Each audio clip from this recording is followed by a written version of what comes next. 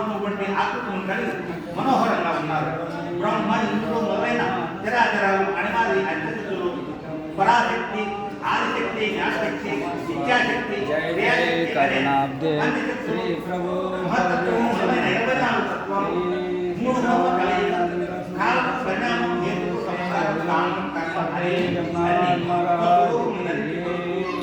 నాచే ఇది పాసిన వారిని ఉన్న వారినే పోలవ పూజునంతడన గోలి నిరంతర దుర్గమ ప్రభాజాలము తోడ చూపులకు జాలి తెచ్చుచున్న వారేంద్రియుండై పరమేష్టి మైమరచే అప్పుడు చిత్రపు రూపు కైబడి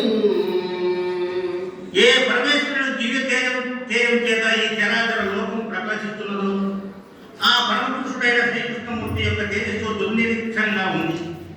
బ్రహ్మ కూడా ఆ మహా తేజస్సులోని ఒకనొక భాగం మాత్రమే కనుక దాన్ని అందుకోలేకపోయాడు. అలా పార్వశంతో చిత్తరులాగా ఉండిపోయాడు. ఎట్లు మాయాతీతుడును వేదాంత విజ్ఞాన దుర్లభుడును స్వప్రకాశానందుడు బ్రహ్మంబునుగని ఈశ్వరుడు శ్రీకృష్ణ